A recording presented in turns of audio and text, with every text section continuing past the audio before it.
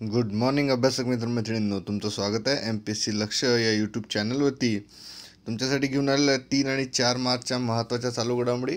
गेल्या बरेच दिवसापासून तुमच्या भेटीला मी येऊ शकलो नव्हतो, काही टेक्निकल इश्यूज होते, त्यामुळे हा व्हिडिओ तुम्हाला येत नव्हता. पण मॅडम तुम्हाला जे आहेत करंट अफेअर्सच्या बाबतीत संपूर्ण मार्गदर्शन तर करतच होत्या. त्यांचे व्हिडिओसुद्धा कंटिन्यू राहणार आहे आणि मी सुद्धा तुम्हाला daily current affairs with analysis जे आहे हे कवर करणार आहे. तर फार वेळ न करता आपण लवकरात लवकर सुरू करूया. तुम्ही आपलं चॅनल MPSC लक्ष आतापर्यंत सबस्क्राईब केलं नसेल तर सबस्क्राईब करा आणि सोबत बेल शेप आयकॉनसुद्धा क्लिक करा, म्हणजे येणाऱ्या व्हिडिओची नोटिफिकेशन्स तुम्हाला वेळेवर मिळतील. सोबत याच्या PDF फाईल ज्या आहेत ते तुम्हाला आपल्या टेलिग्राम चॅनलवरती मिळतील. तर ह्याच्या बातम्या आहेत त्या आपण विविध वृत्तपत्रांमधून संकलित केलेल्या आहेत.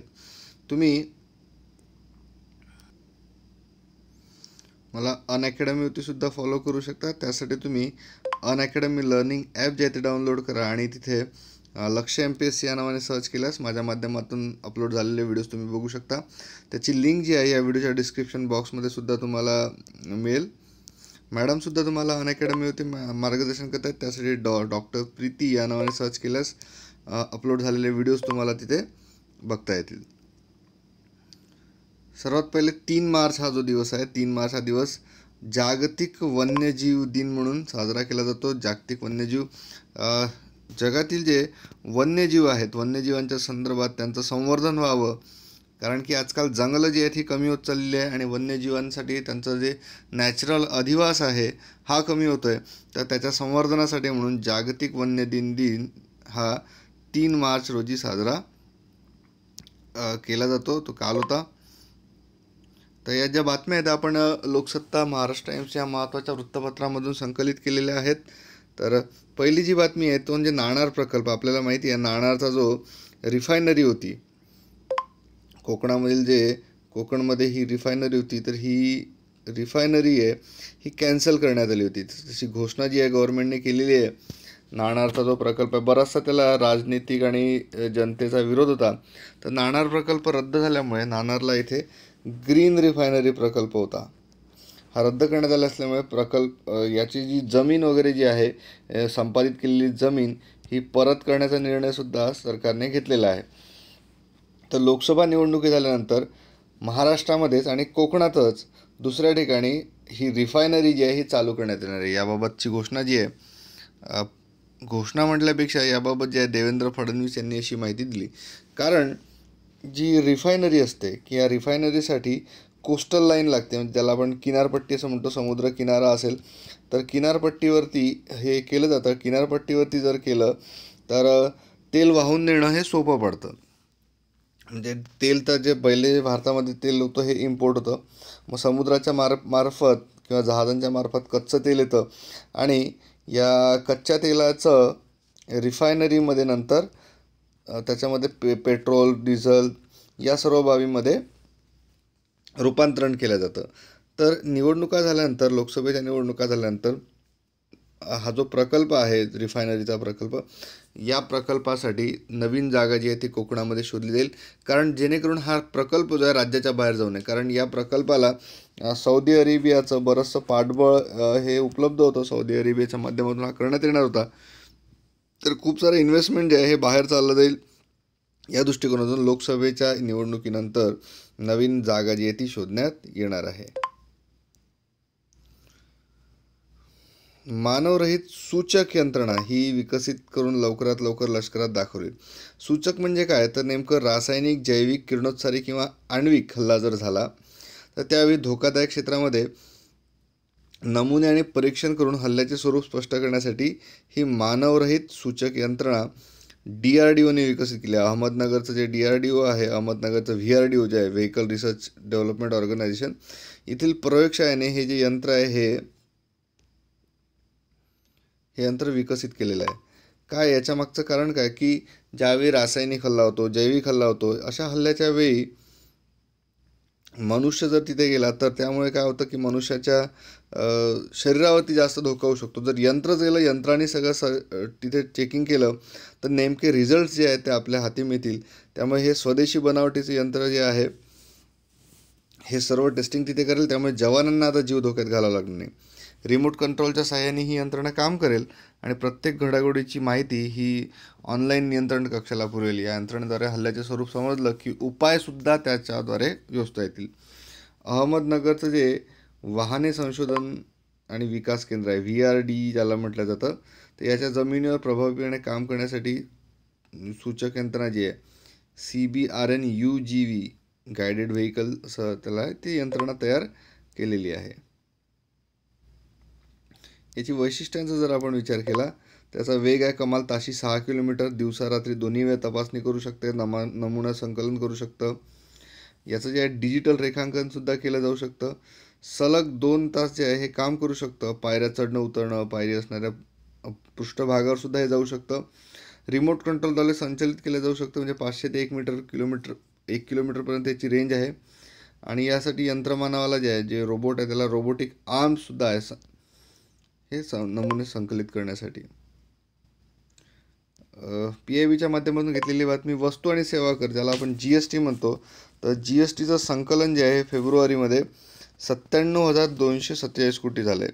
जे फेब्रुवारीमध्ये ह्या महसुलामध्ये 13.13% वाढ झाली आहे. 2018मध्ये जर आपण हे बघितलं तर 85,962 म्हणजे जवळपास 86,000 कोटी होतं. ते यावर्षी वाढून तब्बल 97,247 कोटी रुपये एवढं GSTचं संकलन झालेलं आहे. त्यामुळे GSTमध्ये जे आहे दरवर्षी जी आहे ती वाढ होते असं आपण म्हणू शकतो. तसंच 28 फेब्रुवारीपर्यंत GSTचे जे रिटर्न जो आहे हा सुद्धा फाईल करण्यात आला आहे. त्याच्याद्वारे ही आकडेवारी आलेली आहे.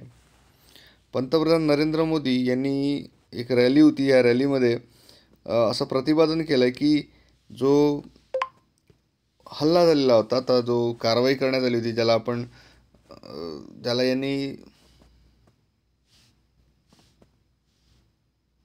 सर्जिकल स्ट्राईक 2 असं म्हटलं होतं, तर या कारवाईचे पुरावे मागणं जे म्हटलं जातं, तर पुरावे मागणं अशोभनीय आहे असं पंतप्रधानांनी म्हटलं आहे. तसंच एक सभा जी होती, या सभेमध्ये दहशतवादी हल्ल्यानंतर लष्कराने केलेला लक्ष्यभेदी हल्ला आणि पुलवामाच्या आत्मघाती दहशतवादी हल्ल्यानंतर पाकिस्तानमधील जो बालाकोट येथे हल्ला करण्यात आला होता, त्यावेळी विरोधकांनी याबद्दल बरंचसं म्हटलं होतं. तर पंतप्रधान बोलले की हे मागणं अशोभनीय आहे. जस्ट एक स्टेटमेंट म्हणून हे आपल्याला समजून घेणं गरजेचं आहे. यांनी काय केलं, रविवारी अमेठी येथे रायफल निर्मितीच्या कारखान्याची पायाभरणी त्यांनी केली. म्हणजे सशस्त्र भारताला शस्त्रास्त्राच्या बाबतीत स्वयंपूर्ण करण्यासाठी हे एक पाऊल उचलण्यात आलेलं आहे. डोनाल्ड ट्रम्प यांनी एक प्रतिपादन केलं आहे की भारतीय वस्तूवरती 25% आयात कर लावला जाईल. कारण भारत हा जो आहे सर्वाधिक आयात कर लावणारा देश आहे अशी टीका त्यांनी केली आणि अमेरिकेत येणाऱ्या वस्तूंवरही भारतीय वस्तूंवर सुद्धा आयात कर लावला जाण्याची शक्यता त्यांनी वर्तवलेली आहे. जशाच तशी याने 100% नाही पण निदान 25% कर लागू करू असा इशारा ट्रम्प यांनी दिला आहे. पहिलेच यांचं जे आहे चीनसोबत बराचसा वाद चालू आहे. म्हणजे अमेरिका आणि चीन यांचं व्यापार युद्ध ऑलरेडी चालू आहे.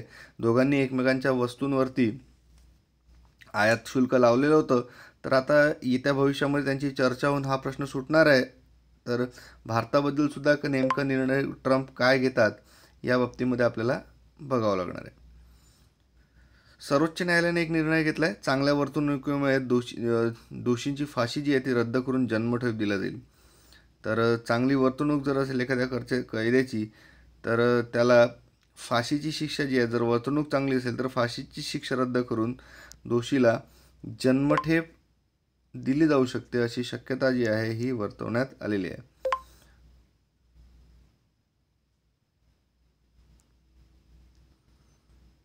हा मुद्दा नेमका घडला काय होता, तर एक मुलगा जो होता जो 22 वर्षाचा असताना त्याने खुनाच्या आरोपामध्ये तुरुंगात गेला होता आणि 18 वर्ष हा जो आहे तुरुंगात आहे. मग तुरुंगामध्ये याचं जे वर्तणूक आहे ही बदललेली आहे.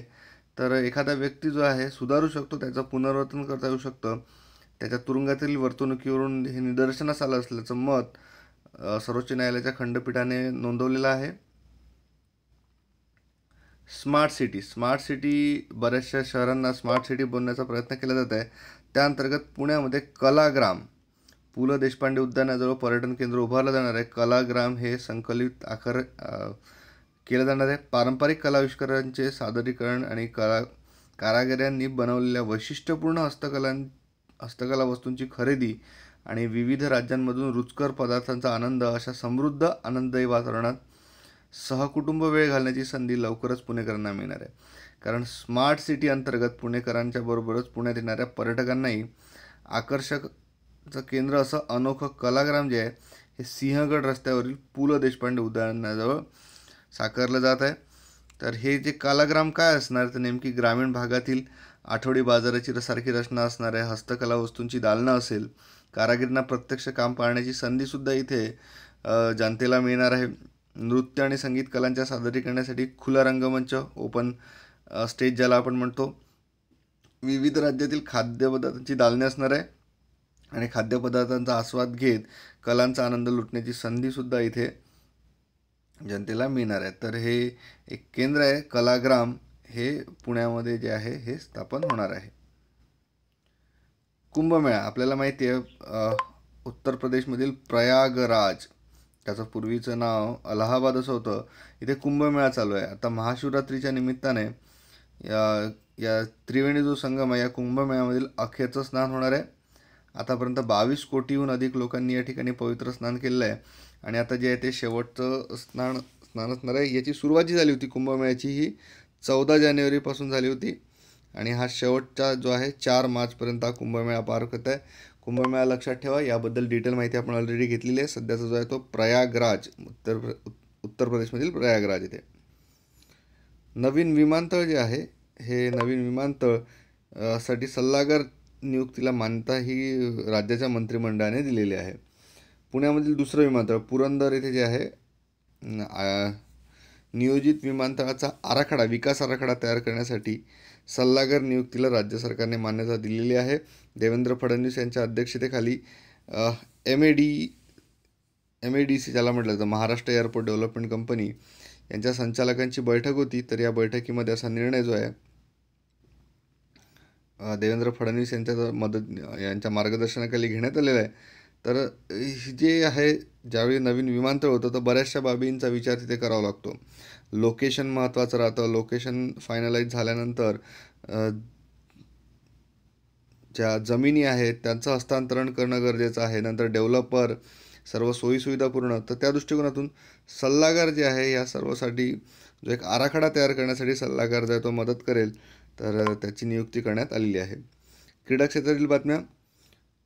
डेन पेट्रो कुस्ती स्पर्धा जी चालू आहे या बल्गेरिया इथे चालू असलेल्या स्पर्धेमध्ये भारताचा बजरंग पुनिया याने 65 किलो वजन गटामध्ये सुवर्णपदक पटकावलं आणि हे सुवर्णपदक त्यांनी अभिनंदन जे आहेत विंग कमांडर अभिनंदन त्यांना समर्पित केलेलं आहे. तर त्यांना या सीझनची सुरुवात चांगली झालेली आहे. बजरंग पुनिया यांनी सुवर्णपदक पटकावलेलं आहे आणि येत्या ऑलिम्पिकमध्ये सुद्धा याच्याकडून ज्या आहे अपेक्षा या केल्या जात आहे. तर आपलं चॅनल जे आहे सर्व स्पर्धा परीक्षांसाठी उपयुक्त आहे. तुमच्यासाठी जो आहे मॅडमचा व्हिडिओ हा येणार आहेत. MCQच्या माध्यमातून मॅडम तुमच्या सर्व करंट अफेअर्स जे आहेत त्या कव्हर करत आहेत.